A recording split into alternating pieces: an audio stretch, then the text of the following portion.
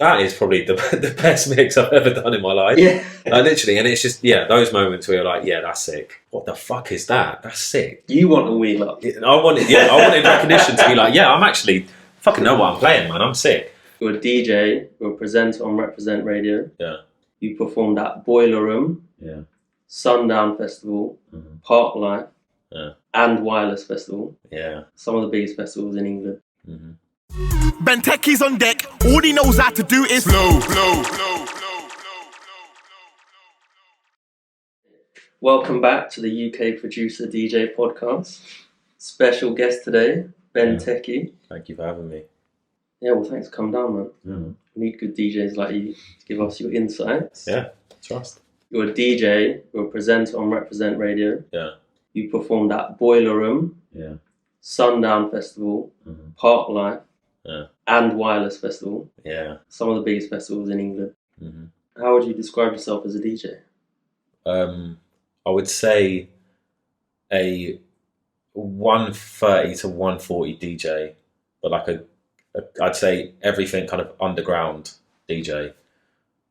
Maybe that's too sparse, actually. Let's go. So you're not genre specific? Because coming into this, I thought you were a grime DJ. Yeah, no, not at all. I mean, before, I've been DJing for about 5 years. Yeah. And I'd say up until about 3 years ago, it was just 140 I'd play. Right. And then being around certain people and being exposed to other music. And I was always listening to other music as a kid and growing up, but I was always just grime for like the first 2 years of me DJing. And then I realised that there's just bare shit that you can slip in, like working a gradient and stuff and starting on stuff that's like a bit more dancey and then kind of working your way up to like darker stuff, dubstep or something, and then ending with grime is kind of like how I really do my sets. And I've always wanted to do a thing of doing 140 back down. I've never had the chance to do that. I've always been like, I want to start off with some like dancey, energetic stuff, like funky house or something, or tribal or something, and then I like to kind of like half-time it. 135 stuff. There's a lot of like really cool dubstep being made at like 135, so it's fun to kind of chop around it and half-time stuff. So, yeah. When I started getting grime music, that's something I noticed, that dubstep and grime, there's a lot of similarities. Yeah. And actually people like Rude Kid, I know he's known as a grime producer. He's a grime DJ, known as a grime producer. I would say most of Rude Kid's productions are dubstep. When I listen to them, they sound like dubstep. Yeah, I'm definitely like the earlier stuff. Yeah. 100%. And then you've got like Lethal Bizzle did that tune 26 bass lines. Yeah. With Benga. That's definitely a dubstep tune. Yeah, 100%. And like you say, the speed of them, a lot of the grime and dubstep is either like 70 or 140. Yeah. I think it's perfect for MCs. There are some MCs that sound better over dubstep than they do over grime. Yeah. I think with dubstep there's like a bit more space. An MC that's got really good clarity and has got a good flow can sound really, really good over dubstep. Like P Money over dubstep is just like heaven, to be honest. Yeah. Novelist is really good at it. Anyone that can spit with proper clarity and kind of does intricate flows but then understands spacing, it sounds really, really good. Another, like Snowy, is really good over dubstep. He's wicked. I think most of them are, but it's just about understanding like how to space out your bars and how to. It's not like you have to write differently. You just have to kind of ride it a little bit differently. I think you have to kind of approach it a little bit slower, and then kind of when you clock your rhythm, then you can kind of spaz out and do your thing. Dubstep has more like atmospheric kind of sounds to it. Yeah. And grime often might have too much going on in it. Mm-hmm. We were saying about 140 with the grime. I don't really like playing the slower stuff, 70 BPM, which actually most people think is 140. Well, everything's just half-time though, isn't it? Yeah, exactly. Half-time pisses me off, man. I love it, man. No, yeah, literally, I hate half-time because I look at the songs when I'm analysing, I'm like, yeah, mate, this producer, I know he's made it on Logic or some DAW and he's typed in 140 at the top. Yeah. But the phrasing is 70. The speed is 70, so I can tell by the speed of the drums. Uh-huh. But because they've made it at 140, I say they've given it the 8-bar structure. Then when you cut that in half, you only get 4. Yeah. So they're mixing it quite a bit more difficult. No, I hear you know that. What I mean?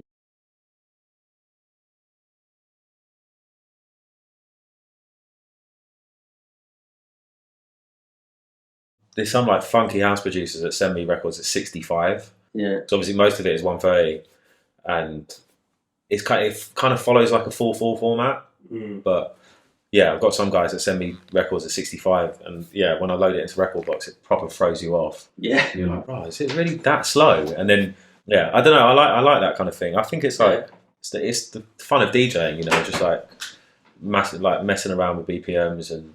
Right, so we answered the question about what kind of a DJ are you, which actually is always tricky because even when like people ask me, I think of myself as like a house and garage DJ. Yeah. But I've got like 300 grime instrumentals on my USBs waiting to play, and I've got drum and bass, and I have jungle. Yeah. I've had this discussion with basically every one of my DJ friends. It's like you never want to box yourself being known for something, but also obviously you can be versatile, but you don't want to be like a jack of all trades, master of none. Yeah. You know. But sometimes actually being genre specific is a good thing, is actually useful because for certain events. So yeah. For example, you being on Reprezent radio. Yeah. Probably not going to work if today it's garage, next week it's funky house, next week it's techno, then it's drum and bass. Even though you could play all of them. Yeah. But that sort of thing, like a reputation or a brand. Yeah. It is good to have like Benteki, garage and grime. And then, if you got booked somewhere else, a drum and bass festival, something like that, then you know that you could do it. I've always wanted to do like a proper like jump up set. Yeah. Yeah, because I'm the kind of guy like listen to everything, collect everything.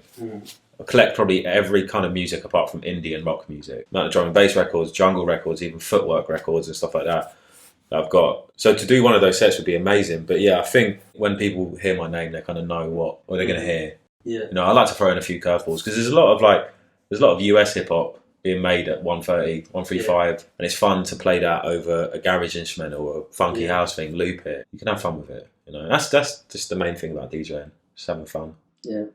Otherwise, what's the fucking point? Yeah, if people are enjoying it, that's the job, isn't it? Yeah. I do want to focus a bit on being a grime DJ. Yeah, that's it. You've done sets with leading grime MCs. Yeah. P-Money. P-Money. Novelist. Yeah. And JME. Most recently, JME, Well, that was like a week ago, wasn't it? Yeah. 2 weeks ago? Something like that. That's pretty big. Surprised, though. I didn't know he was coming until... You didn't? 5 minutes before. It was all because I got a shout out Capo Lee, though, because I invited Capo down, and 5 minutes before I got on, he showed me a text of JME, and then the text went, "What's the address? I'm coming." So he just put himself on? Luckily, the rave was in Tottenham, and Jamie still lives around the corner. Capo showed me the text, and I didn't believe it. And then I didn't even see him come in. I played an instrumental, and then he said like, "Oh, Benteki, bring it." And then everyone went, "Oh, right, that's JME." And I turned around and I saw the do-rag, and I was like, "Fucking hell, he's here. Like, this is weird." And then as soon as the set finished, he just ducked out. Like, didn't even say bye to me. And then he tweeted me the next day being like, "What's your number?" And then we've been texting a bit, and he was just like, "Oh, thanks for having me down," and stuff. And I was like, "Yeah, it was wicked. If you want to come and represent and do it properly, let's do it." So we're just trying to arrange a date at the moment. Nice. But JME's I think he's a very spontaneous guy. He doesn't want anything to be like a big announcement. It's just like, if he's in the mood and he's in the area, he'll just turn up and do it. Yeah. You know? I've seen him on Twitter actually recently, and he'll just tweet out at like 9 o'clock at night going, "Where are the radio sets tonight? I'm going to come. Send me one." He went on like Pyro Radio with Kirby T and Payback, and it's just like, it's sick, but it's just like the most like random thing in the world. You wouldn't expect that to happen. Because Pyro's a 6 station, but it's like in Whitechapel, internet radio station. And then it was just, Jamie tweeted, being like, "What's the sets?" And Kirby was like, "Here's the address, bang, starts in half an hour." Jamie just rolled there. It's great to have that influence and reputation that he has, that he can do that. Any grime DJ would want him on. You know? It's exactly. like, it's just... I want him on. Get him on here. Get him on here. I mean, like, he's like one of the main reasons I got into grime. He properly was the first grime MC that I listened to, not on like actually like listen to their record. Like before, I was like listening to like Pyro Radio and hearing people on sets and stuff, but I wouldn't really. It was only like you'd listen a couple of times or 4 or 5 times, then you'd be like, "Okay, that's my man, that's him." But then back in like the MySpace days, I think JME and Skepta were just wicked on MySpace.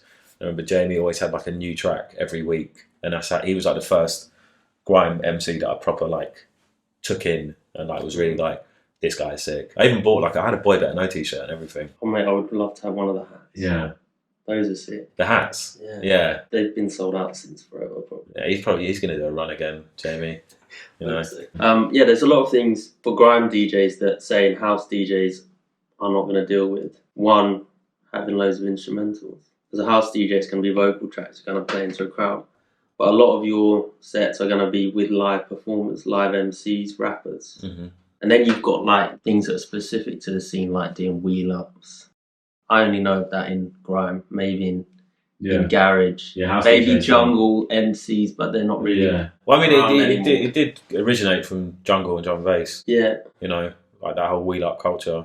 What do you think is like the specific things about being a grime DJ that's different from, say, being a house DJ? I mean, the obvious factor is I think the tempo is a lot more aggressive in a good and a bad way. I mean, I love house music, don't get me wrong, but I think there's just a bit more kind of authentic energy when it comes to grime.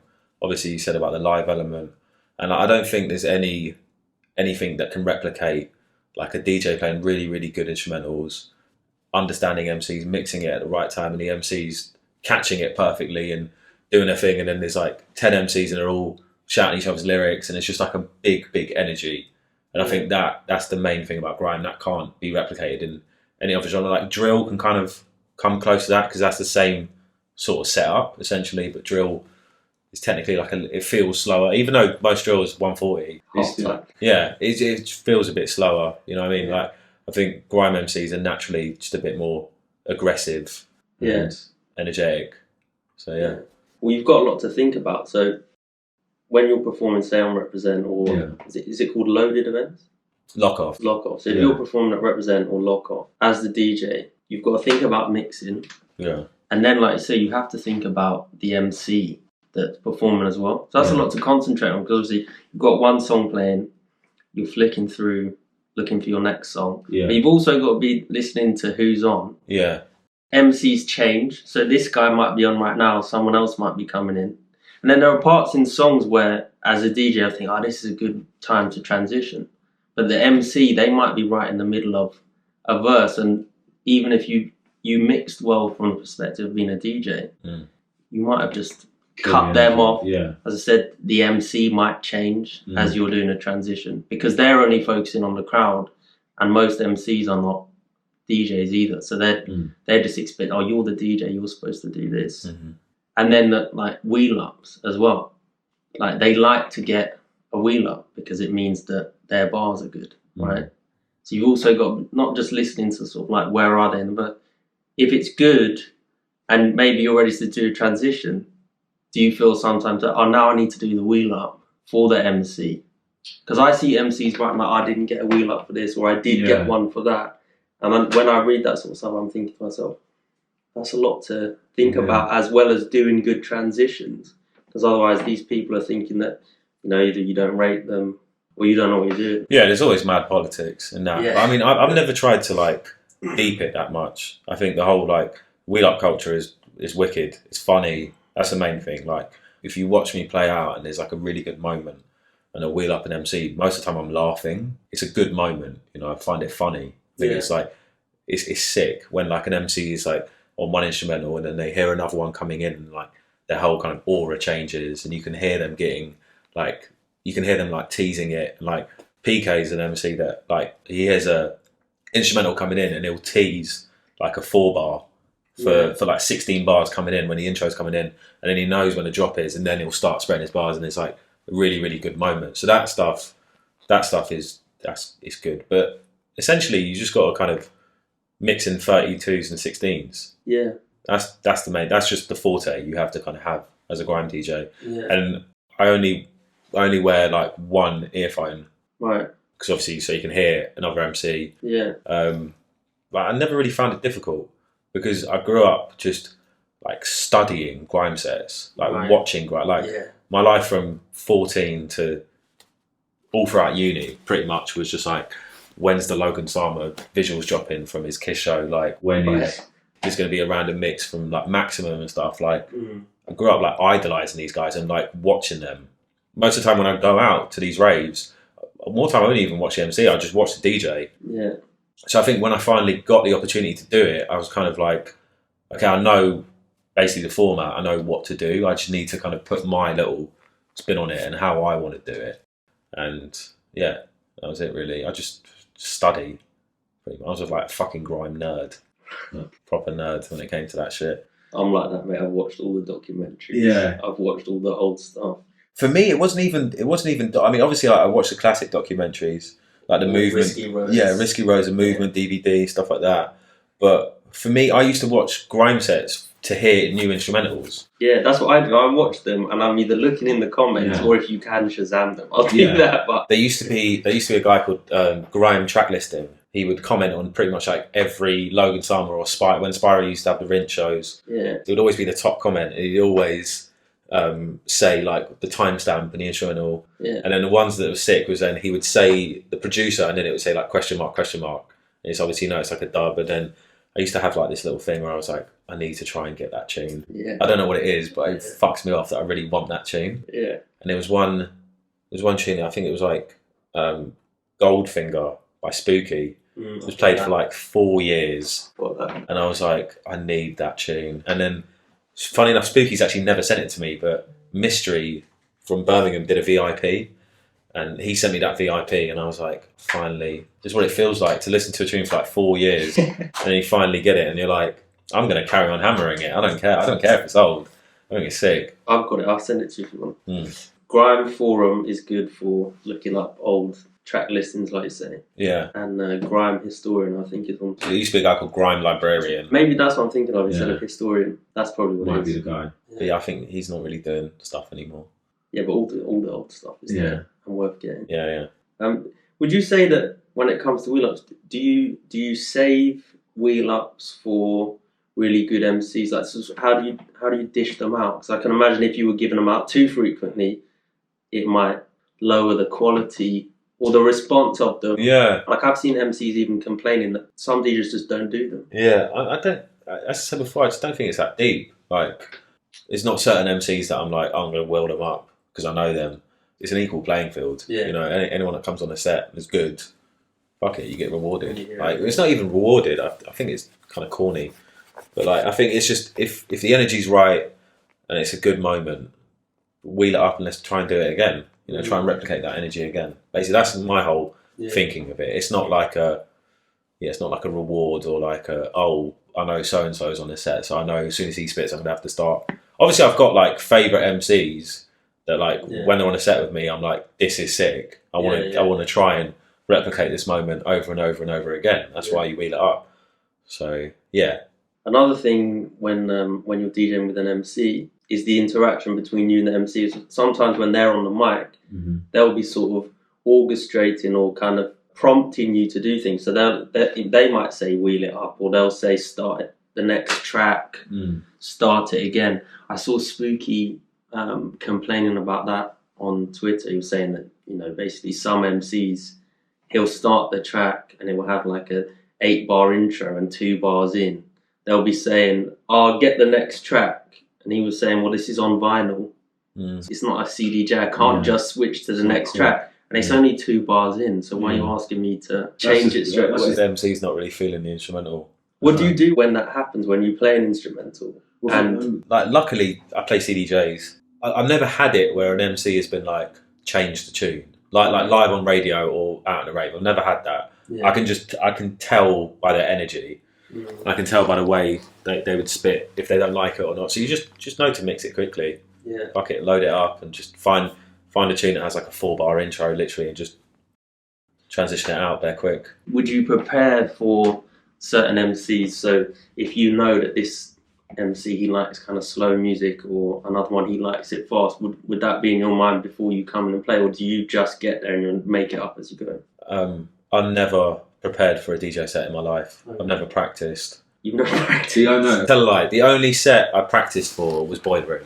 That's the only set where I knew from start to finish what tunes I was going to play. Yeah, but I mean more like, if you know this guy likes slower tempo stuff, are you going to make a playlist of slow stuff because you know he's coming, and for someone else you'll have faster stuff? Not really. I think because I've got just like a grime instrumentals folder which has got like 300 records, but because it's been kind of accumulated over the years. I know like the newer ones are at the top, and then there was like a phase of I put loads of dubstep records in like 8 months ago, so I know kind of where they are in the folder. There's certain MCs where I'm like, I think he'll sound hard over this, or she'll sound hard over that.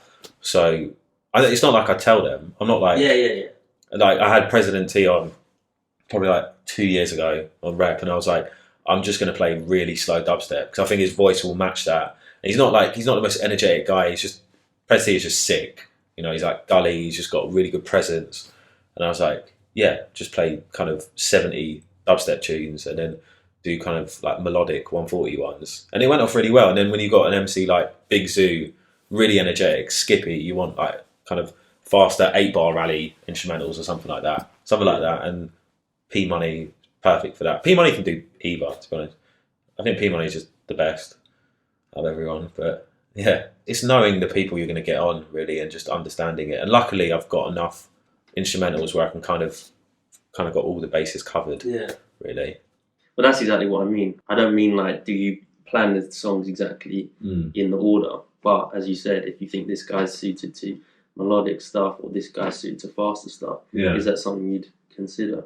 Sounds like it is. Yeah, 100%. Yeah. I throw curveballs in. Yeah. You know, but it's good to surprise them as well because also the MCs will get excited about, oh, you've got that tune, or you surprised them with something they didn't know. I used to have this weird, like, want of when I played sets with MCs, I always wanted an MC to be like, "What the fuck is that? That's sick." You want a wheel up? I wanted recognition to be like, "Yeah, I'm actually fucking know what I'm playing, man. I'm sick."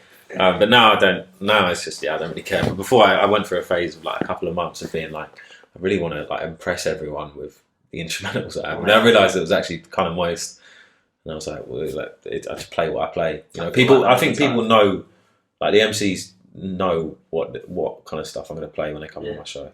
So yeah. Who's your favourite or one of your favourite producers for grime instrumentals? Well, like nowadays or just in general? Well, yeah, in general. In general, Mystery is somewhat. Every time he pops up in my inbox, I know that's going to be amazing. I really like Mystery. Obviously, like a classic like Rude Kid, Spyro. Those instrumentals are amazing. Spooky is really good. But then there's the newer guys. Like there's this guy called Hamdi. He's wicked. There's a guy called B Thorough. It's really good. Rack J, amazing. Louis B, I forgot about him. He's wicked. There's too many names to mention. When certain producers send me stuff and I see it come in the inbox, I'm like, I just know that's going to be fire. Yeah. Split Diablo, like Murky Ace, another one. He's wicked. Really underrated producer as well.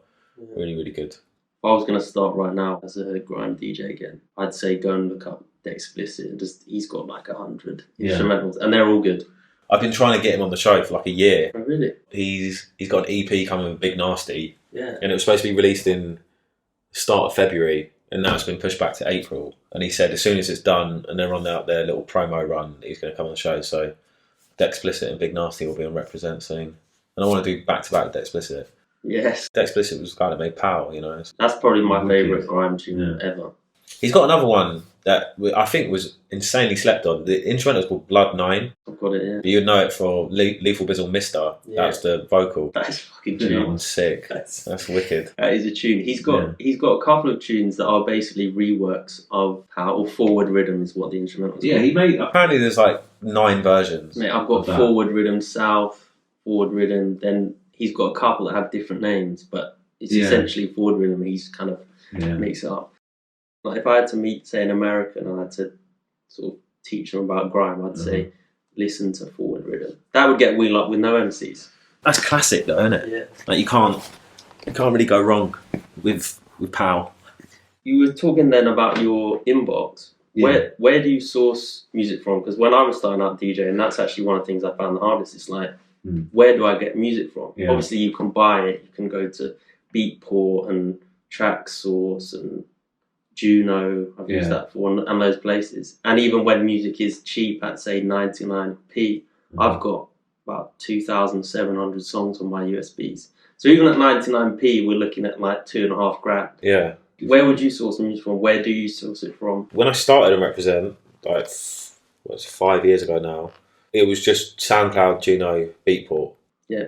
And then luckily, as soon as I joined Reprezent, I got put on like the DJ promo, so like media to radio, 10 letter. So you'd get like the big vocals coming out. But in terms of like building up the dubs and the instrumentals and like random bass tunes and stuff like that, you just have to network. Luckily now I'm in a position where I just rely on my inbox. People send it to you. Yeah, I know, because I only do it weekly. I know that within a week I get enough music to do a brand new 2-hour show every week. Yeah. There are some weeks where I still check Beatport, check Juno. There was a phase I used to check iTunes, like hip hop store, because it was never like a grime bit on iTunes. It was always on the hip hop. And then if you checked electronic, there'd be loads of grime instrumentals under electronic on the iTunes store. Right. So yeah, it's just about having time. Now I don't really have time, and I stupidly do. Like my show's on a Wednesday, and I always organise the show midnight on a Tuesday, because I used to have this thing where I'd do it like over the week, and then it would come to Tuesday, and I'd be at work and I'd have my USBs on me, and I'd see like emails getting sent through my phone and being like, I can't update I don't have my laptop on me, I can't update anything. So now I'm like, I'm just going to do it at the last minute. Yeah. So if I miss anything, if I get sent something on a Wednesday, I'll just flag it and I know to play it next week. Yeah. Or if it's like proper big, I'll just whack it on there. Yeah. You know, sometimes there was one time where I just plugged my phone into the deck and played it straight from the mail. Oh really? Yeah. Because it was like a new big zoo tune or something, and he was like, "You're one of 3 people that have it," and I was like, "Bang, play it on the phone." Yeah. Luckily, I'm in a good position that I can just rely on my inbox at the moment. Yeah, and as grime, and like you say, most of the music you play is underground anyway. That is not in the charts. That isn't usually on CD pools or record pools anyway. So I think the best places to get it is like Bandcamp. Yeah, sorry, Bandcamp is wicked. SoundCloud, like you say. But I think with Bandcamp, it's hard to search for stuff. The way to find stuff on Bandcamp is through social media. If people post about it on Twitter, then you follow the link to Bandcamp. But it's not like you could just open Bandcamp and find. It's not like there's a stream service like SoundCloud or something, which I think Bandcamp should do.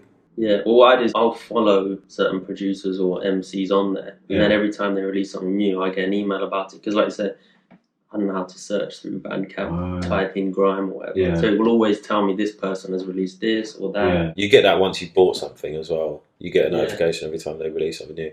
But then there's really good Facebook groups. Yeah. Like there's a new 140 group on Facebook. I've only been in it for like 3 days. It's like brand new. It's actually really, really good. Obviously, like the classic one is like Legoland. Because when it started out, it was like grime and then a bit of bass line. Yeah. And now it is just like tear out, jump up. And like everyone trying to make like 175 remakes of big bassline tunes. Right.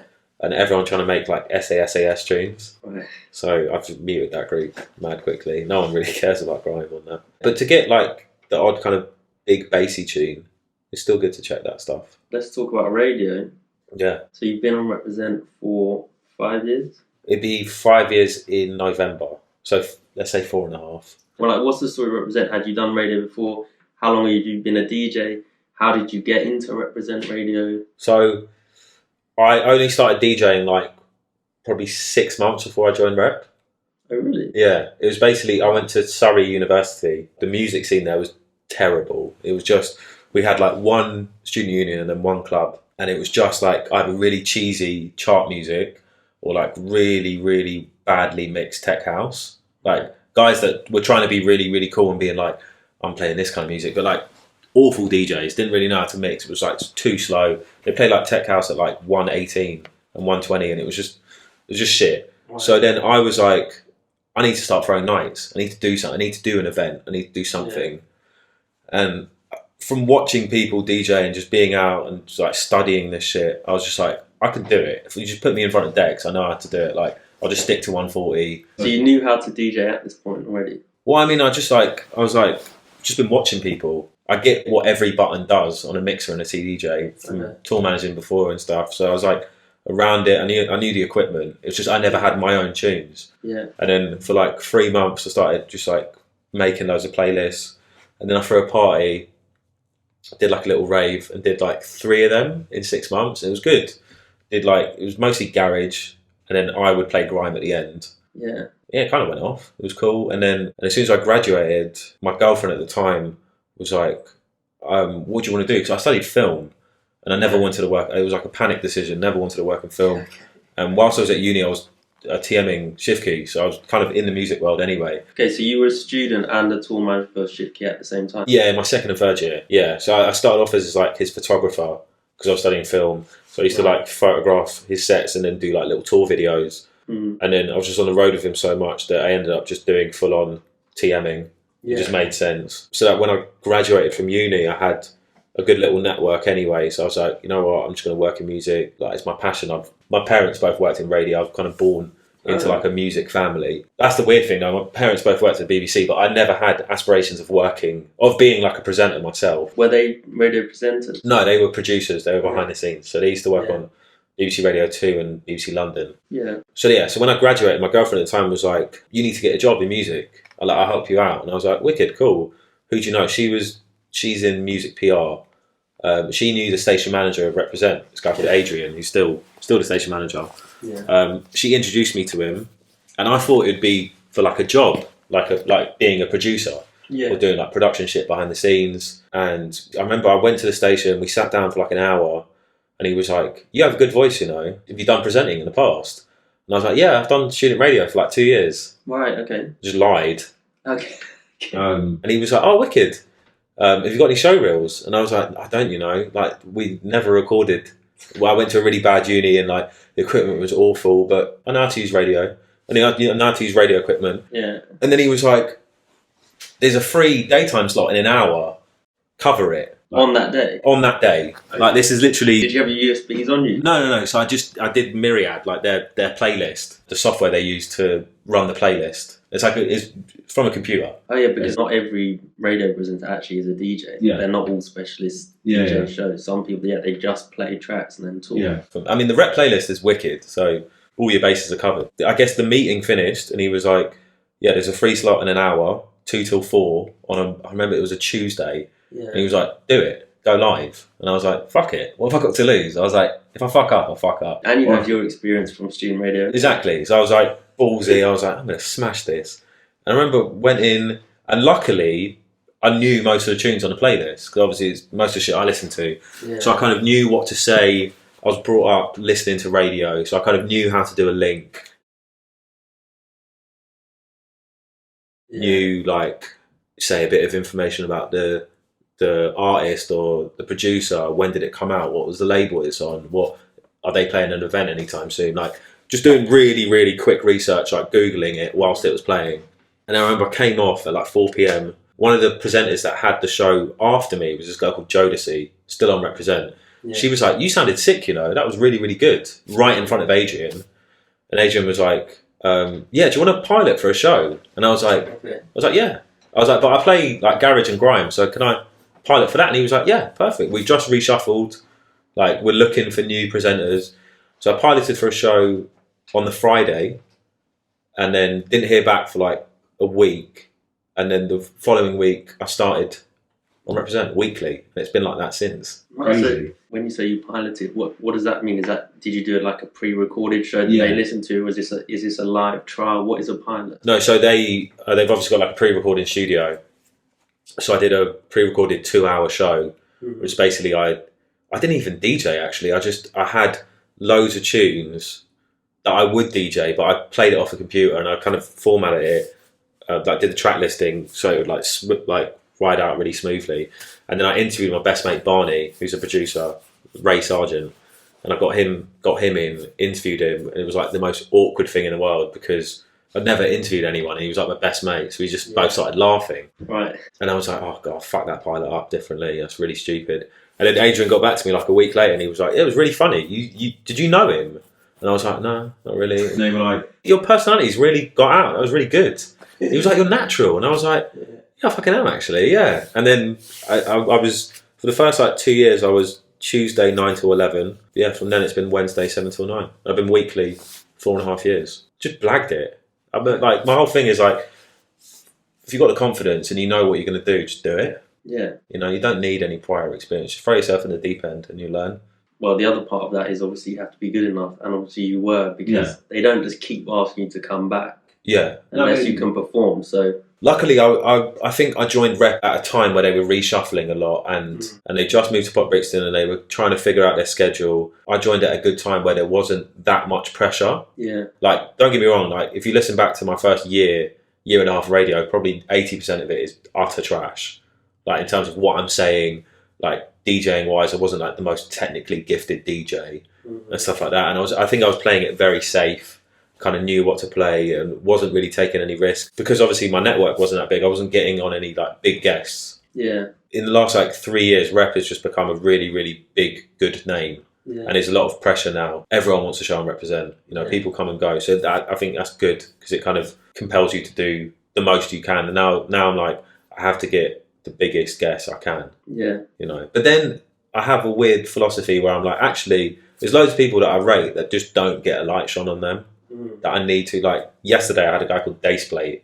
He's like sick, really underrated producer, really, really good, wicked DJ as well. And he's like hardly on radio. And he's known in like dubstep and grime, but no one really puts him on. He was on Nefisha on Rinse the other week, but I was like, yeah, you need to come on Rep. Sometimes it's about giving people the platform that I have as well and showcasing their talent. Because there's tons of people much better than me, you know, why not? Yeah. Share it. It's also good for your reputation to be someone who introduces an audience to someone new and it isn't just like, oh, let me get P Money and let me get JME because everybody already knows them. It's like introducing new music to people, which I think is like an important part of DJing, to kind of educate the crowd or introduce them to new music. And it's the same if you're introducing the next Wiley or Chipmunk or someone, you'll always be that person who saw it early. Yeah, I think bringing like a new kind of grime sound to Represent definitely been like a pivotal part of that. Yeah. I can't say I've been like a mad pivotal part just in grime.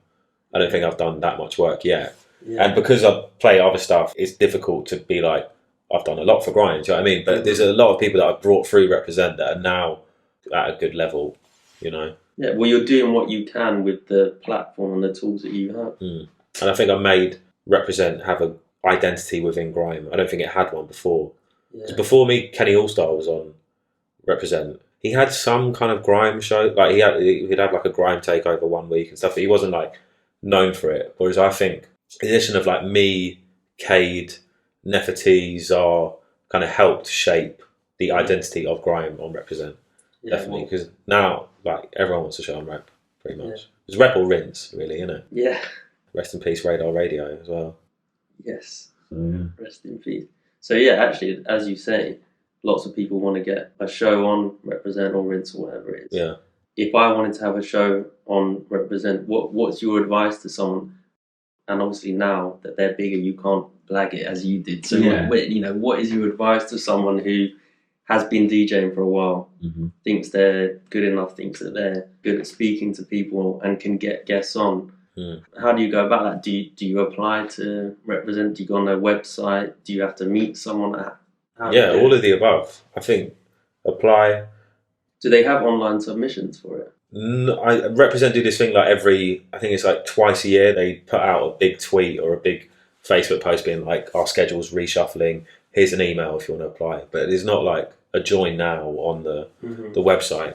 But there's opportunities, but I would say to most people, like, be active, you know, like if the platform is not there, make the platform yourself. You know, like there's a room like this, you lot could do a live stream, you could have MCs in here, you could film it, put it on social media, let people know that just because you're not on a radio station doesn't mean you can't emulate that. Yeah. You know, it's about just putting the work in, really.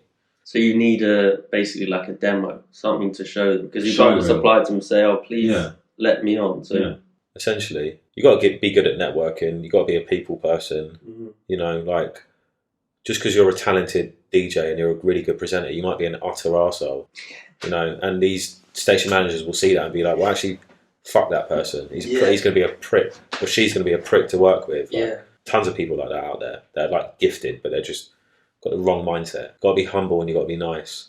I hear that. Yeah, so come up with a show concept, get an example of it, and then try and meet people, get in. Have you had any guest DJs come on that then someone has seen that the station manager has gone, oh, they were good? Yeah. Shall we? Yeah, Nefer and Zar. Okay. The reason they got shows on Represent was because of me. They came on my show. Okay. So, I mean, those are like the main two. I think it's happened with a few more people, but those are the main two because they're actually my mates and I still chat to them. Okay. And they're always like weirdly thankful. Even Zara won't admit it, but Nefa's always very thankful. Yeah. Well, I guess that's the best way to do it anyway, because it's like you can tell someone I can do this and I can do that. Yeah. If you're there and you can show it. And it makes sense for the radio station as well, because kind of like going through DJ music, you're going to go through 1,000 submissions and you're not going to read all of them. Yeah, it's hard to separate. It must be difficult going through radio submissions. Yeah. My ex-girlfriend used to work at Reprezent. She used to be head of production, listening to radio submissions. Because bearing in mind they're like at least an hour. Oh, really? You know? Yeah, because if it's like, it's a mix, it can't be... More clips or something. Yeah, more time would be like half an hour. Right. Sometimes she had to listen to like 2-hour shows and I was just like that is fucking long. That is long. Yeah. So, you've gone to university. Yeah. Tour managing for Shifkey. Yeah. You started to get inspired to become a DJ. Yeah. Would you say Shifkey is someone who influenced you to become a DJ? Yeah, he's technically one of the most gifted DJs I know. Yeah. And I'm surrounded by like techie wizard Grime DJs. Yeah. Shifkey's wicked. So watching him, being with him kind of week in, week out, is that 100% inspiring. Yeah. And I was like, I want to do this. How did you actually learn to DJ? And I know you said you watched people, but then actually going to implement that. Yeah, no one taught me. Literally me watching and then just practicing on my own. So you had your own equipment? No. The first like 2 years I was on Rep, I just used the decks in the pre-recording studio. I'd just be there like every other day, go down to Brixton and just practice. Oh, really? Yeah. I never owned a pair of decks. Nothing. Do you have decks now? No. I just use the resources available to me. Decks are expensive, bro. They are fucking expensive. Yeah. I don't have a spare $2,000 flying about. And like, I mean, I could have got like a shitty little controller and stuff like that. It's not the same. It's dead, man. So I was like, look, there's a pair of decks mostly always available at Reprezent. A 40-minute train down. Like, fuck it. It's available. Why not use it? I'm really, really like keen on practicing all the time. If I ever play, I'm like spend 2 days before. Just obviously, I have my own setup here. Just practice on it. So the thought of like only getting to practice when you play that would kind of worry me. Yeah. Just to like get the feel and do you know what I mean? Sometimes when you haven't touched the deck, you haven't been in the faders. I don't know. You sometimes feel like, do I remember how to do it? No, I hear that. Sometimes I like the kind of spontaneity of it because I work a full-time job in music.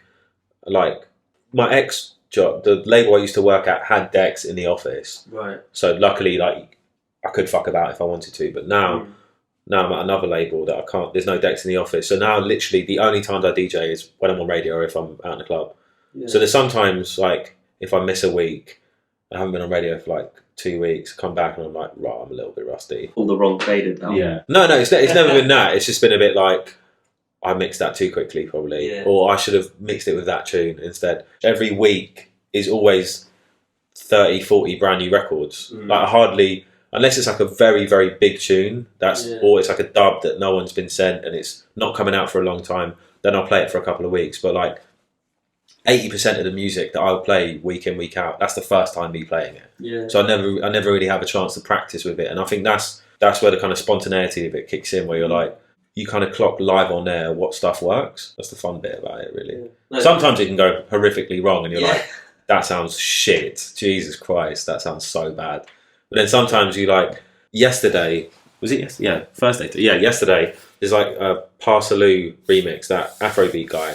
There's a remix from a guy called High Class Filter and it's kind of like it's 136 funky tune, essentially.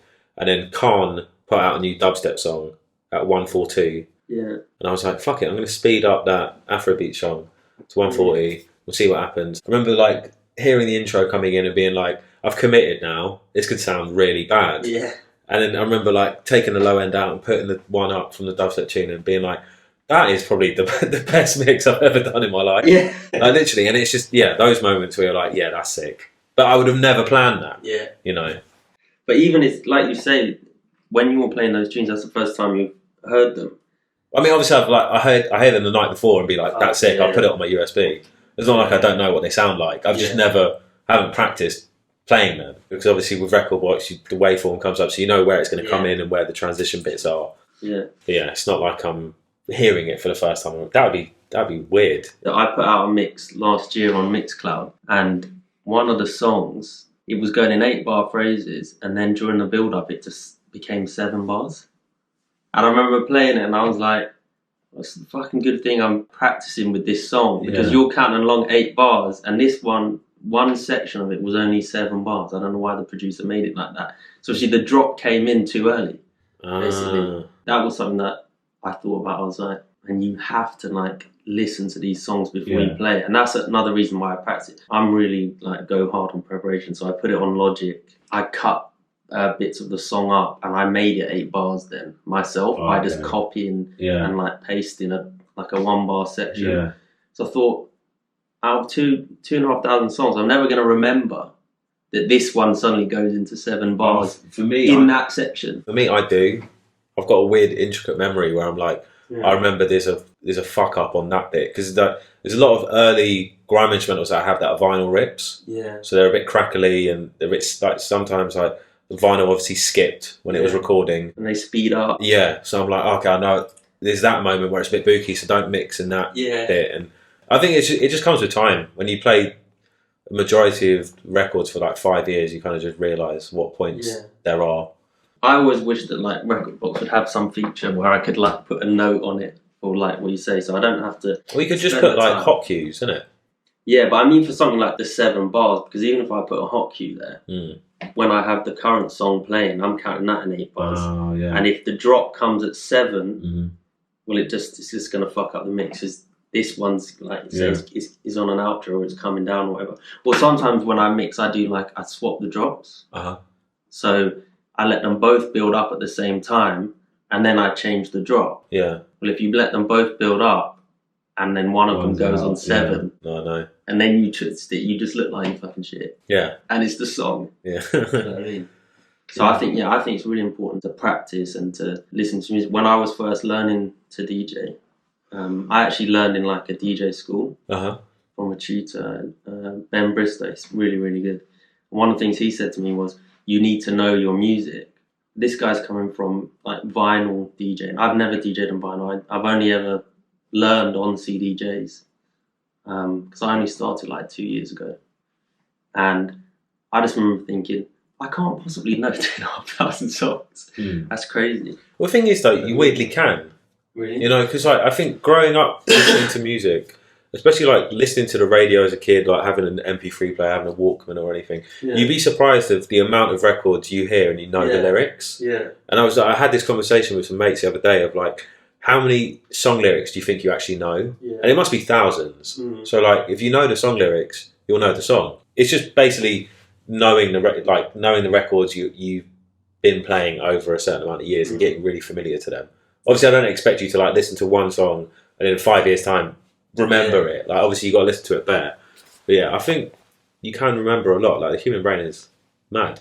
That's true. Also, when you're like us, when you're like a multi-genre DJ, sometimes I'll go and get like loads of new drum and bass because I might be feeling drum and bass at the time, and I might say be putting a mix out on Mixcloud. So say I get 100 drum and bass tunes. Well, I'm not going to play them all in the mix. So I'll get 100 in a playlist. Then I go through and I do the mix and I just pick what I like at the time. A lot of those songs that didn't get played, I basically have never played them. And so those ones I'm definitely not going to know. And when I scroll through mine, I just see names. I don't know what the song is. It's lucky that I put everything into my playlist. So I know that if I'm scrolling through my grime list, I see the name and I'm like, I don't know what song that is. At least I know it is a grime tune.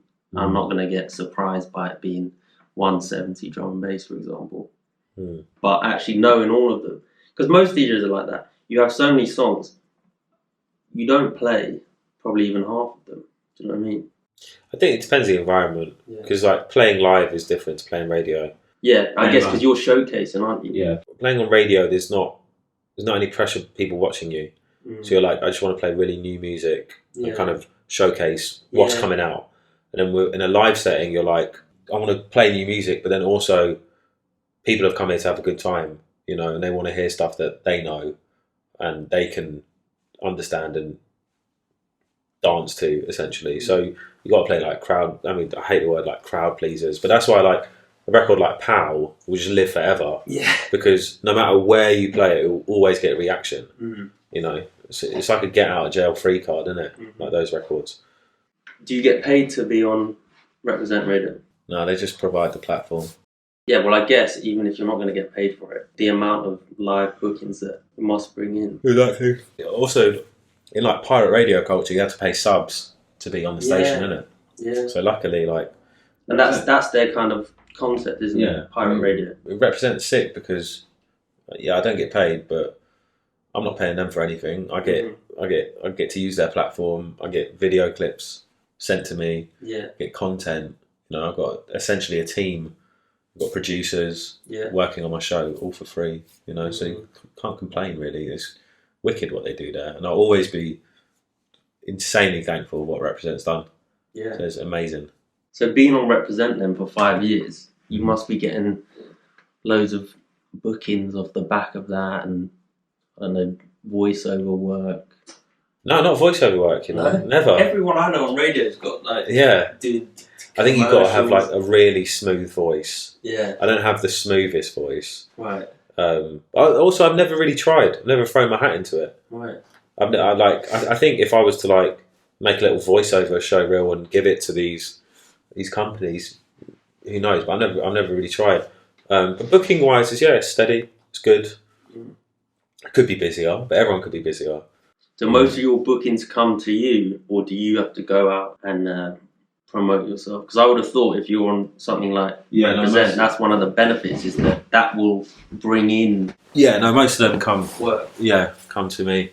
Or it's most of the time, apart from festivals, most of the club nights you get booked for are like other DJs that you know throwing their own parties. Yeah. And you get asked over like I get a majority of my bookings over Instagram DM.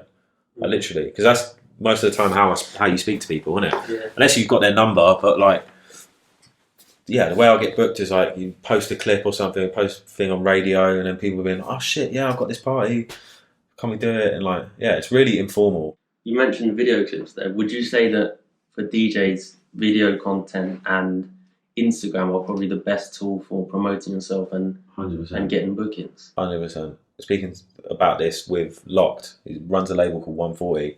He was saying like, if he was to post a link of new music, just a link, like more time, no one is going to click that link. But if you post a little 20-second video clip of that tune and then post a link below it or something, the engagement is ridiculous. I think everyone is just like insanely impatient. Yeah. So they don't know what it is straight away, like when they're scrolling down their Instagram feed or the story. Yeah. Like the swipe up feature. When you've seen the swipe up thing, how many times have you actually swiped up?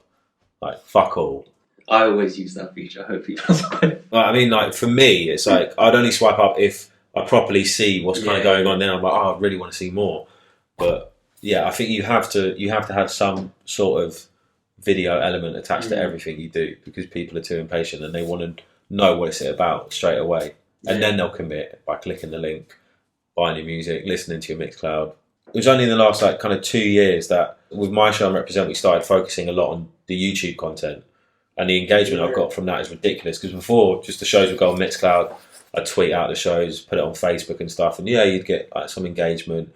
But you'd never get someone being like, what's that tune at 1 hour 34? Like, hardly anyone's going to listen to a 2 hour Mixcloud. But then if you've got like a 20-minute clip on YouTube of the set, people are going to watch that. You know, it's much easier to ingest YouTube content than it is Mixcloud. Yeah. So. No, I agree. I've actually recently started in the last month putting out video clips, because for like a year I would put mixes on Mixcloud. And then obviously they take a while to record. Yeah. You have to make it really good, because if it's an hour mix and you get 50 minutes in and you fuck it up, the whole mix is fucked. Like, go all the way back to the beginning. Yeah. And I was putting out loads and loads of mixes on Mixcloud, and then I thought to myself, no one's actually listening to them because they're just too long. Yeah. But they kind of need to be long, because how are you going to show someone what you can do? You could do mini mixes. Yeah, that's true. 15 minutes. And then I thought to myself, well, all the people that I kind of like watch and follow, I follow them because they have video content. Because like you say, people's attention isn't...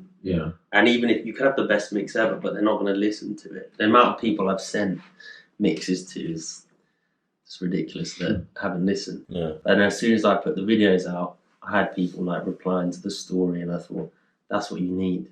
And actually, I put out one video and it was like 5 minutes long on Instagram TV.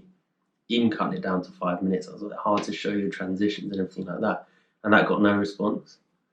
So I was like, I need to cut it down now to 1 minute, because that's all the Instagram will allow you. Yeah, literally has to be a minute. And that's pretty difficult as well. So I've been like learning all about like video editing. Yeah. But it has helped because I've already been like contacted actually since like putting up one of the videos. God. Like straight away. So I was like, it was worth it, you know? Definitely, yeah. I like to see what DJs are doing. Yeah, no, for real. And there's things you can learn when you're like watching someone, because you might hear a transition and be like, how are they doing that? That's like the way I got into like Logan was literally like his show on Kiss was after hours, and they always used to put it on the Keeping It Grimy YouTube channel. First like year, 2 years, I only watched it on YouTube, and it was only when I became like a die-hard fan where I was like, okay, Monday, I think it was Monday 8 till 10 or 10 till 12 he was on. I'd actually listen live. Yeah. But yeah, Spyro show, only watch it on YouTube. Yeah. The only time I'm listening to radio is when I'm driving. Yeah. And it's like the sort of like One Extra format, watching like Charlie Sloth Fire in the Booth. It's that sort of concept of you want to see it. Fire in the Booth wouldn't be what it is if it was just the audio. 100%. Yeah, be whack. Yeah. You literally, you've got to have videos accompanying everything. Exactly. Right. What does DJ progression look like to you? Is it mastering certain skills?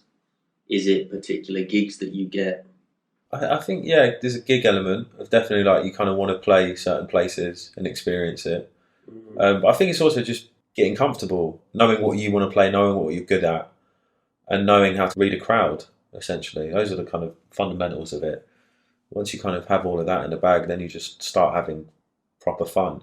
I've never tried to look at it as a job, because thankfully, like, because I've worked in music, I've never had to just be like, okay, I've just got DJing, this has got to work. I've always like been in a label, done tour management, worked in management, like worked in a distribution company or something. Like I've always had something else, and DJing's always been on the side, but I take it very seriously. Yeah.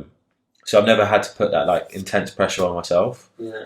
You know what I mean? Wouldn't you like to be a full-time DJ? And that would be the only thing you did? I think if it works out, it works out. Yeah, but I've never been like, I want to be the world's biggest DJ. I've always just been like... Yeah, I mean, I've always just been like, I really enjoy it. I love it. I know I'm good at it. Like, if it happens, it happens.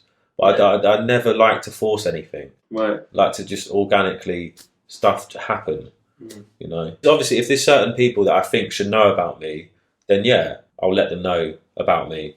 I'll connect with them. I'll make an effort and stuff like that. But yeah, I've never really had the mentality of being like, this DJing shit has got to work out. This is it for me. It's always been like, I just really enjoy it, and I'm at a good stage of like, I've got a good network, people around me are good, station I'm on is really, really good. I still enjoy it. I still have fun.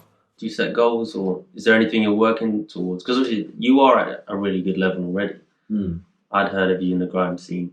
You've got a show on Reprezent are big now. Yeah. What would be the next level for you? Are you looking at going to like Kiss or One Extra? Are you going to keep it down the radio path? Are you interested in producing? Would you like to be an artist DJ like Shifky, where you actually do your own shows? What are you working towards, or are you working towards anything? I've never really gone down a production route, just because all my close mates around me are producers, and I know how much time and effort they put into it, and how fucking mental they go. Yeah. Don't have the mental capacity to do that, and especially working a full-time job in a record label, and then doing radio, DJing, and then being a producer as well. That's just way too much. You need to have a break.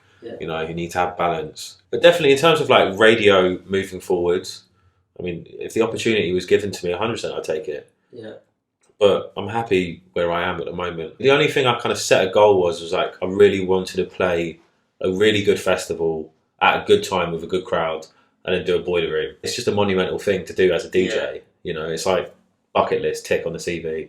So yeah, that was, I mean, once I kind of did those two things, I was kind of like, if it all flops now, I'm all right. You know, I've had the fun. Obviously, it can get a lot funner and get a lot bigger, but I think for what I've done, I've had a laugh. It's been good. When I got booked for like Sundown, it was like a proper formal email, and I thought it was a joke. And I was like, is this for real? It's really weird. And then it had like the proper signature, and then it had the live agency, and I was like, oh no, this is legit. How did they find you then, Sundown Festival? the owner of Sundown, I used to work in his company. Right. So Circus Records. In the same building as Circus Records was a management company called Maximum Boost. And the guy that owned Sundown used to be part of Maximum Boost. So I used to be an assistant there. I was like a label assistant there when I was like 22. And we always just kind of kept in contact, but like very loose contact, like just like follow each other on Instagram and stuff. And then, yeah, it just came out of the blue. I would love to do Boiler Room. Would fucking love to do it. How did that come about? They DM me randomly. Really? Yeah, it was weird. I knew one of the music programmers at Boiler Room. She was like a friend of a friend. Started following each other on Instagram. There was like a run of Boiler Room shows where they started that Bass and Perks thing, and they started doing a lot of Boiler Rooms at the office. Yeah, I've seen that. And I started going to them a lot. It was like, I think it was like once every 2-3 weeks or something. It was just kind of showing my face and just being out there. And obviously a lot of people from Rep were playing them, so it was kind of like a family thing. We'd all go down as like a crew, support each other and stuff. And then Boiler Room DM me on Instagram being like, "Are you free next Friday?" Just that. And I was like, "Yeah, what is there? Like, is this a free show? Like, have I got guest list or something?" They didn't even respond. They just respond by sending me the set times, and I just saw my name on it, and I was like, "Am I playing?" And they were like, "Yeah, you're on. What's your rider?"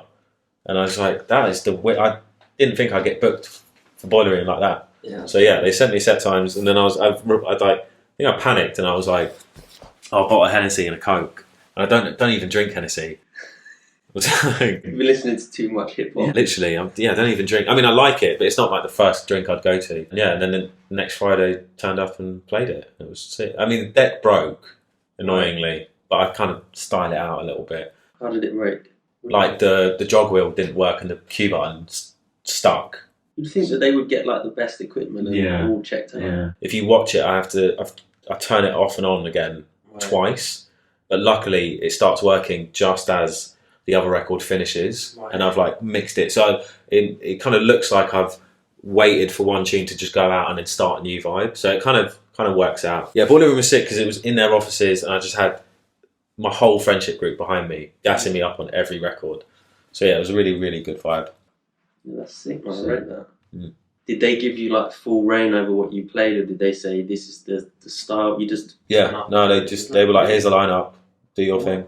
Yeah, that is fucking sick. Well, speaking about like the equipment going wrong, what mistakes do you think beginner DJs or novice DJs make, or they're prone to make, and what are the ways to recover from them or to improve them? Like what did you used to do all the time? I think it's not utilising your headphones efficiently. When you're kind of starting out, and there's some DJs that just want to run through tunes really quickly. Yeah, that's my mistake. I always mix too fast when I get excited. And sometimes you're like, you know when to mix it, but then you might not have it in time, and you're like, fuck it, I'll just put it in because I really like this next one coming in. I think that's a mistake that I used to be susceptible to a lot. So impatience. Yeah, 100%. Impatience was like a big thing. I think with the technology nowadays, especially if you use Rekordbox, if you have Serato and you kind of know your shit, I think it's quite difficult to make mistakes.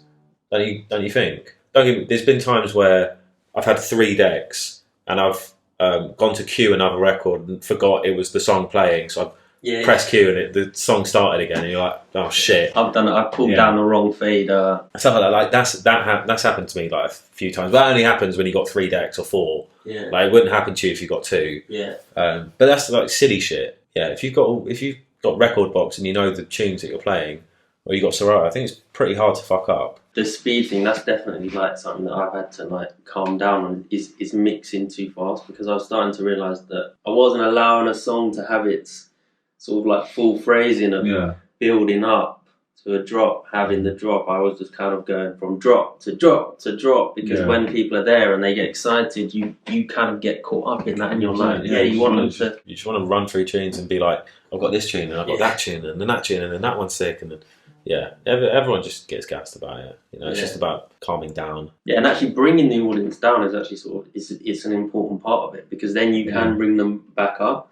When you keep doing drop, you keep them so hyped up, and you don't give them a chance to come down. I don't think you'll really do the job effectively. Yeah, I mean, like the whole point, it's supposed to be a journey, isn't it? Exactly. It's not supposed to be 100% energy the whole time. When was the last time that you looked at a DJ tutorial or a learning resource? Not so much prep, never have. You've never looked at one, No, really? Never. So if you were teaching someone to DJ who was new, would you recommend any learning resources, or what would your advice be to them to start out and actually learn how to DJ? I think the easiest thing to learn is house music, because everything is 4/4. So if I was to teach anyone that, I would do that. But so many people have asked me, and I've always said no, because I'm probably the most impatient person. You mean to teach them? Yeah, I can never teach someone how to DJ, because I think the whole point. I think what I found fun was that no one taught me, so I kind of made my own style and made how I DJ. When you do back-to-backs and stuff, then obviously you kind of take certain tricks from people and you realise what he does or what she does and stuff like that. You can watch a tutorial about how the buttons work and the equipment works, but I think you don't need someone like standing next to you being like, you press play now, and then hear it in your headphones and jog it in. I think you just need to do that shit, and you need to put the hours in on your own and learn what your sound is and how you want to mix. What's like one tip or trick that you've picked up that you thought, oh, that's really useful? Cue points. Yeah, same actually. I didn't used to set cue points until probably a year ago. Wow. Just to always go in there, no cue points set at all, and just like basically listen to it. And since I've been setting cue points, it just makes it much easier. It gives you more time basically, because you're not sat there. Pretty much. I can look through. I can see. Okay, I put a cue point in there, so that's a point that you can start. Yeah. That's a point of a drop, and that's a point of where you can mix that. Obviously, you can see on the waveform. Actually having them there is just much fun. And also skipping forward to stuff, because otherwise you're bringing a song in, you've got to like scroll the jog wheel, then set a cue point for where you want to come in. And I didn't even used to save them. Yeah, for me, I used to spend like minutes just going like that. Yeah. And then I was like, oh shit, there's the track search thing. And I was like, put your finger down on that, and it just scrubs through it really quickly. Like, obviously, I knew that button was there, but I never utilised it for like the first 2 years of me DJing. Yeah. It was me just going like that, and then being like, and then like you have to kind of keep one hand on the jog wheel and then press the cue at the same time, because otherwise it'll go back to the start. Yeah, exactly. Yeah, and being like, fuck it, because now just track search it and then kind of stop it at the right point. But yeah. Another good one is when you're scrolling through music, if you have like, say, in your Grime playlist, you've got like 300 songs, and you're scrolling, it's like song by song. If you press down on the scroll wheel, then when you scroll, it does like 20 at a time. You know that? I didn't know that. You didn't? No. I just, because with me, I'd always allocate, so the Grime instrumental folder, I know everything's 140, or 135, 140, and then some things go up to like 145, but you know the range. But then most of the playlists I just scroll via BPM, because obviously I start at 130 and end up 140, so I always do it as gradient. And then I always have info on, so I know, because obviously most of the time you just see the track title, and then sometimes... And that gives you the BPM, that's what you need. Yeah, sometimes you can't remember the track title, so I press info and I'm like, oh yeah, that's the artist, or that's the producer. Yeah. So, yeah. I'll show you that trick after. But yeah, basically when you scroll, it allows you to just scroll faster rather than track by track.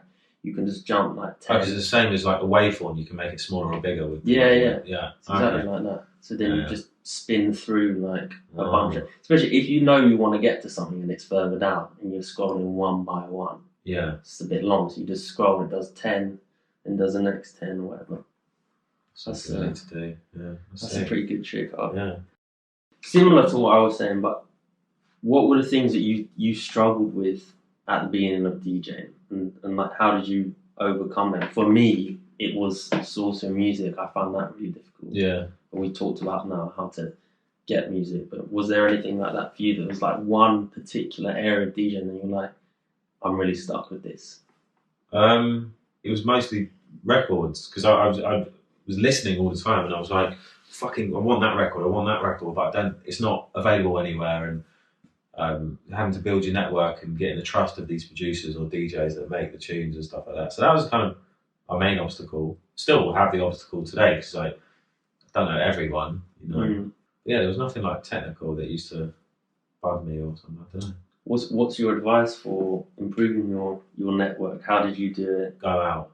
Yeah. Every weekend. Go out and be a chatty bastard. Like, the worst thing is what I say to everyone, it's like, you go up to someone and you introduce yourself, like the worst thing that can happen is that they say fuck off. Has it happened? Not to me, thankfully. I mean, obviously, if you get yourself in a situation like and you act stupidly, yeah, you might get hit or something. But like majority of the time, people are nice. You just got to be out and gain a personal, human connection with them instead of just being like, oh, I like all his tweets or her tweets, so therefore like we must know each other. Like just because there's tons of people that follow me online and then you meet them in real life and they're completely different, shut off, they're weird, and you're like, if you opposite, I'd probably engage with you a bit more now because I think it's just knowing people personally, being out, being seen, and being like becoming a face instead of just like, oh, he's that guy on Reprezent and I follow him on Twitter. Like, you know. Yeah, I think another one is like being good enough for asking for people for opportunities. I think when you're starting out, sometimes you can think you're like proper good and you might be like, I'm ready for Rinse FM, I'm ready for this. And you can put people in uncomfortable positions where you're kind of making them feel obliged to give you something and you're not thinking about, will they have a reputation to uphold? Yeah. And actually the best way to get an opportunity is you meet someone, but they offer it to you, or you're good enough that they don't mind staking their reputation. Because I get people sending me messages, DMs. I got one recently and it just says, hi, I've got a new song out, can you put it in a mix? Yeah. That's all it says. I don't know the guy. Yeah. And the first thing he says is, can you put it in a mix for me? And I'm like, I'm not even going to listen to it. Yeah. No, I mean, if you've got to know someone slowly and then I can see it says you're a music producer, so I can look at it anyway, and then I can look at your stuff. And if I see something, I'm like, oh, this is good. Let me ask you to send it. Do you know what I mean? Yeah, you must get people going, I'll play my new tune on your show. It's a banger. Yeah. Everyone needs to hear it. That sort of thing. No, like we did like a seminar on this like 2 years ago. I remember we did like a workshop.